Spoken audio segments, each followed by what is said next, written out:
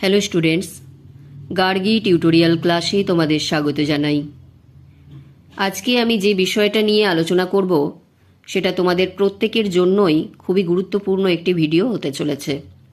প্রথমেই বলি, তোমরা এখনও অনেকে এটাই ঠিক করে বুঝে উঠতে পারছো না যে তোমরা 4 ইয়ার বা 3 ইয়ারের ডিফারেন্টটা কী। সেই জন্যই আজকে আমার ভিডিও 4 ইয়ার গ্র্যাজুয়েশন প্রোগ্রাম, এই বিষয়টা নিয়ে আমি তোমাদের আলোচনা করে দেবো। এখানে দেখতে পাচ্ছ, হয়তো এগুলো কি বুঝে উঠতে পারছো না। আমি আগে যে কথাগুলো বলছি তোমরা একটু মন দিয়ে শোনো, তারপর এর বিস্তারিত আলোচনা আমি করে দিচ্ছি। তোমরা এখনও অনেকে বুঝে উঠতে পারছো না যে তোমরা 4 ইয়ার বা 3 ইয়ার কী জিনিস বা এর মধ্যে তফাৎ কি।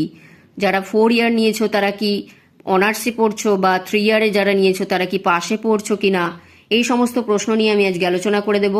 এবং তোমরা আগের যে পড়াশোনা ছিল, এখনকার যে সমস্ত পড়াশোনা, তার মধ্যে তফাৎ কি সেটাও আমি তোমাদের আলোচনা করে দেব। এবং যে এর মধ্যে যে কি সুবিধা আছে কি অসুবিধা আছে, নিউ যে এনইপি ওয়াইজ যে 4 ইয়ারে যারা গ্র্যাজুয়েশন করতে পারবে, কারা পারবে এবং কারা পারবে না, যারা পারবে না তারা কি করবে, এবং 4 বছরের কোর্স করলেই কি অনার্স করা যায়, বা রিসার্চের সার্টিফিকেট প্রত্যেকেই কি পাবে, এই যে সমস্ত প্রশ্নগুলো, এই প্রশ্নগুলো নিয়ে এবং সিলেবাস কি থাকবে, সমস্ত প্রশ্নই আমার এই ভিডিওর মাধ্যমে আমি তুলে ধরবো। দেখে নাও যে এখানে তোমাদের first year, second year, third year, fourth year করে আমি এখানে দিয়েছি। তার আগে আমি এগুলো বলে রাখি যে দেখো, এখানে first year, second year, third year করে আছে, ফোর্থ ইয়ার আছে। তোমরা জানো যে প্রত্যেকটা ইয়ারে 2টো করে সেমিস্টার থাকে, এবং ফার্স্ট ইয়ারের মধ্যেও সেরকম 2টোই থাকবে। তো একটাকে বলা হয় অড এবং আরেকটাকে বলা হয় ইভেন্ট সেমিস্টার। তো অড সেমিস্টার, ইভেন্ট সেমিস্টার মিলিয়ে তোমাদের একটা ইয়ার হয়, অর্থাৎ ফার্স্ট ইয়ার। ফার্স্ট ইয়ারের যে তোমাদের 2টো সেমিস্টার, এই 2টো সেমিস্টার যদি তোমরা ভালোভাবে ক্লিয়ার করতে পারো, তোমাদের একটা সার্টিফিকেট দেওয়া হবে। এবার আসছি সেকেন্ড ইয়ারে, অর্থাৎ সেখানেও তোমাদের একটা অড একটা ইভেন্ট থাকবে। সেই 2টো সেমিস্টার যদি তোমরা ভালোভাবে ক্লিয়ার করতে পারো, তার জন্য তোমরা একটা সার্টিফিকেট পাবে, সেটার নাম হচ্ছে ডিপ্লোমা। এরপর আসছি থার্ড ইয়ারে। থার্ড ইয়ারের মধ্যেও যে 2টো সেমিস্টার থাকবে, সেই 2টো যদি তোমরা ভালোভাবে ক্লিয়ার করতে পারো, তাহলে তোমরা পাবে ডিগ্রি গ্র্যাজুয়েশন, অর্থাৎ পাশের যে সার্টিফিকেট। এরপর আসছি দেখো ফোর্থ ইয়ার। ফোর্থ ইয়ারে যেটা, এই বিষয়টা কিন্তু তোমাদের এখানে একটু বোঝার বিষয় আছে। তার জন্য আমি একটু নিচে চলে যাচ্ছি। দেখো এখানে আছে অ্যাকাডেমিক স্কোর ক্রেডিট। এখানে তোমাদের যে first year, second year, third year, fourth year করে আমি দিয়েছি, এখানে দেখো অড ইভেন করে দিয়েছি। প্রত্যেকটার মধ্যে তোমাদের 22 করে তোমাদের ক্রেডিট থাকছে। অর্থাৎ ফার্স্ট ইয়ারে যে 2টো সেমিস্টার আছে, তার অড যে সেমিস্টার সেখানে 22 ক্রেডিট, এবং ইভেন যে সেমিস্টার সেখানেও তোমাদের 22 ক্রেডিট। তাহলে তোমাদের হয়ে গেল কত? 44। এইভাবে তোমাদের প্রত্যেকটাতে কিন্তু 44 করে ক্রেডিট থাকবে। এবার দেখো এখানে দেখো যে 3টে ইয়ার আছে, এই 3টে ইয়ারে টোটাল তোমাদের 132 ক্রেডিট হচ্ছে।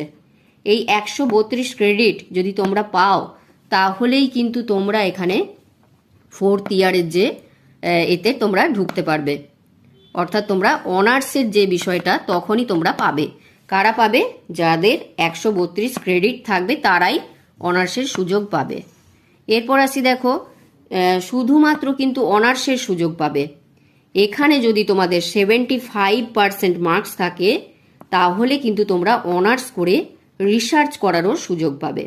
তাহলে এই জায়গাটা ভালো করে বুঝেছো যে তোমাদের 3টে ইয়ারে 132 ক্রেডিট থাকতে হবে, তাহলে তারা অনার্স পড়ার সুযোগ পাবে।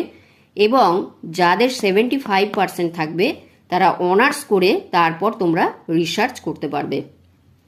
এই হয়ে গেল বিষয়টা। তাহলে এই যে 3 ইয়ার অবধি তোমরা নর্মালি সবাই পাশের যে ডিগ্রি গ্র্যাজুয়েশন সার্টিফিকেট, এই অবধি তো পাচ্ছই।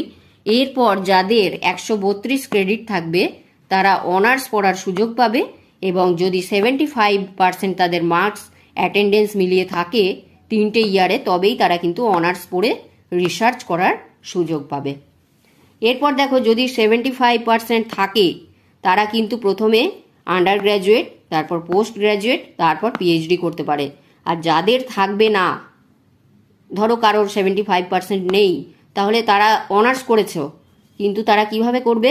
প্রথমে আন্ডার গ্র্যাজুয়েট করবে, তারপর 1 বছরের জন্য পোস্ট গ্র্যাজুয়েট করে তারপর তারা পিএইচডি করতে পারবে।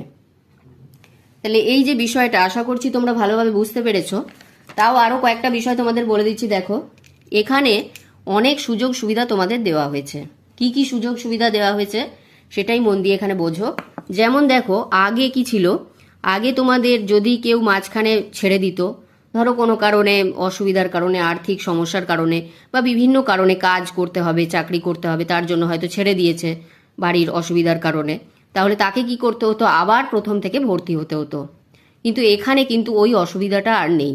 তোমরা যদি একটা ইয়ার ক্লিয়ার করে ছেড়ে দাও, তাহলে তোমরা পরবর্তীতে আবারও তোমরা সেকেন্ড ইয়ারে গিয়ে ভর্তি হতে পারবে। যখন তোমার সুযোগ সুবিধা থাকবে, তখন তোমরা আবারও যেখানে শেষ করেছিলে সেখানেই আবার তোমরা ভর্তি হতে পারবে, তারপর থেকে ভর্তি হতে পারবে। তাহলে এটা একটা সুবিধা গেল। এরপর যে তোমাদের 3টে যে ইয়ার আছে, এই 3টে ইয়ারের প্রায় কিন্তু কমন সিলেবাস একটা থাকবে।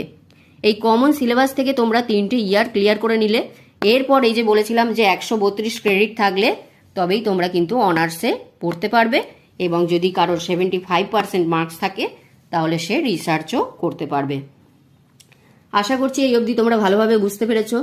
আর আরও একটা কথা বলে রাখি, যে কমন সিলেবাসের কথাটা তো বললাম, আর যদি ওই এন্ট্রি বা এক্সিট, যখন খুশি তোমরা কিন্তু এন্ট্রি করতে পারো, এছাড়া যখন খুশি তোমরা কিন্তু এক্সিটও করতে পারো, ছেড়ে দিতে পারো, আবার যখন খুশি তোমরা ঢুকতে পারো। তবে সেটা কিন্তু ইয়ার বেসড। তোমরা যদি ফার্স্ট ইয়ারে 2টো ক্লিয়ার করে যাও, বন্ধ করো, তাহলে আবার তোমরা সেকেন্ড ইয়ারে গিয়ে ভর্তি হতে পারবে, বাকিগুলো তোমরা ক্লিয়ার করতে পারবে। তাহলে এই ছিল আজকের বিষয়। তো তোমাদের কেমন লাগলো ভিডিওটা অবশ্যই জানিও। এটা আমি মনে করি অবশ্যই তোমাদের একটি হেল্পফুল ভিডিও। যদি ভালো লাগে একটি লাইক করে দিও। তাই দেখা হচ্ছে পরবর্তী ভিডিওতে।